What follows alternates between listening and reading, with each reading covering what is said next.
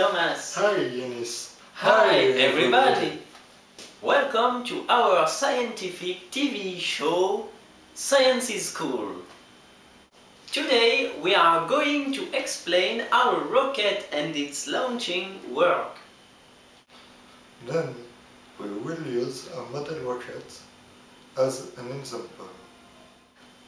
Namely that we will talk about solid propellant for model rockets and solid and liquid propellant for spacecraft. As usual, we are waiting for your questions by SMS. So, you will have to send them at the phone number that is appearing down your TV screen, and we'll try to give you the answers at the end of our broadcast. Firstly, what is a rocket? Well, it's a vehicle or device propelled by one or more rocket engines, especially such a vehicle designed to travel through space. Brilliant, but what is a rocket engine exactly? That's easy. A rocket engine is a jet engine containing the own propellant and driven by reaction propulsion. To be more precise, it's a reaction engine that contains within itself or carries along with itself all the substances necessary for its operation or for the consumption or combustion of its fuel, not requiring intake of any outside substance and hence capable of operation in outer space. Anyway, it's composed by several invariable elements, no matter the kind of rockets, as well as spacecraft, model rockets, space shuttle, or even fireworks rockets.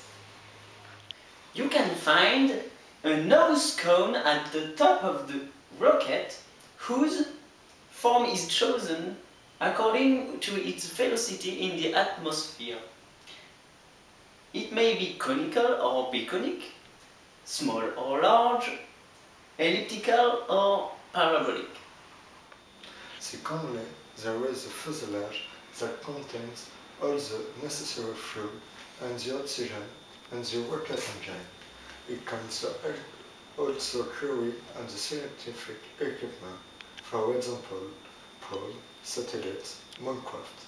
Down the fuselage, we can find the combustion area. Otherwise, we can see one or more propulsion nozzles that will allow all gas which are produced by the rocket engine to be free and accelerated because their form is carefully designed to compress and release the pressure so that this gas accelerates. Now, Thomas, I'm proposing you to study variable elements. I mean all necessary elements that depend on the choice of the rocket conception and its final objective. Exactly. For example, why do some rockets get L1 and some others not? Well, that's very easy. L1s frequently allow the rocket to keep stable in flight. On the other hand, the latex rockets are able to become stable for themselves during the whole flight by means of computer science that constantly correct their paths by varying some of propulsion nozzles orientation so that they may change of direction the thrust motors. That's why we currently don't need L1s anymore, above all in space, where there's no air. Great! Another variable element is about stages. Some rockets require several stages according to the number of the engines which are positioned on the top of the others and are turned on each one by one. This way gives some impulsions during the flight. Some others use boosters, which are secondary elements composed by a full engine with its fuel tank. So these are a standalone element that increase the thrust at starting to reach the required speed as quickly as possible. That's amazing! And as we are talking about speed, what about the rocket speed? Yes, you're right. In any case, it depends on its mass and the power of its engines. And about spacecraft, the issue is bigger because of the strength of the gravitational pull on Earth. That's the reason why they must reach 40,000 km per hour, also called the escape velocity. Anyway, they absolutely have to reach this speed to get into space. It means an incredible strength which justifies the rocket's size. But how do they get such a significant strength? Well, using some kind of fuel oils and according to their quality. These fuel oils, called propellants, are conceived to release a strong thrust at starting. They are solid or liquid. Solid propellant may be stored easily and may stay stable at room temperature. But they get a disadvantage. The combustion reactions process can be stopped once it begins. In other way, liquid propellant can be stored easily, but they possess an advantage because their combustion reaction process can be regulated and even be stopped with no problem by turning off or adjusting the injection into the combustion chamber. At equal rate, a liquid propellant rocket is stronger and faster than a solid propellant rocket. Unfortunately, liquid propellant rockets are harder to conceive, and sometimes using solid propellant becomes the most profitable way. Consequently, we can say that propellants allow the combustion to be stand-alone.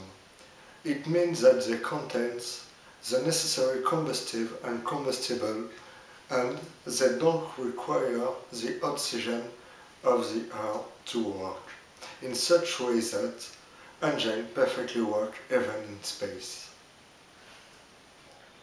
Okay, now it's time for us to answer to your SMS question. And so, Deborah asks us why we can breathe into a rocket. Good question, Deborah. In fact, the oxygen is stored in large quantities near the cockpit, and it gradually releases its content into it, namely that an air recycling system is sometimes used. The next question is from Kate, who would like to know why some elements of the rocket are ejected into space during the flight. Very interesting. Well, some elements won't be useful during the whole flight. That's why they are released into space to avoid an overload. For example, boosters give a big impulsion to the rockets because of the gravitational pull, but they quickly become unuseful as the engine thrust is enough to fly it up. Our TV show is about to end, so we will answer to the last question. From Margaret, that would like us to tell her the specificities of a launch pad. Excellent! Don't you know that every launch pad possesses one big extract of fan, Thomas? Of course, Janice, and to be more precise, the extractor fans are into the pit under the propulsion nozzles. So, let's answer to Margaret's question. First, the launch pad have to be very sturdy to hold the rocket even when the engine starts, until the stabilization. Under the rocket we can find a concrete platform digged by pits with flues. The whole of these elements allow the outlet of gas and flames at starting of the engines. There is also a water tower to bring water by the flues and reduce the vibrations that could damage the launcher. Well, I think we talked about everything about rocket and spacecraft. We hope you spent a good time with us and you learned a lot about them. Thanks to us. See you next week for a new scientific TV show of Science's School. Next time we will talk about the universe, and don't forget our motto: have fun, go mad with sciences! 5, 4, 3, 2, 1, launching!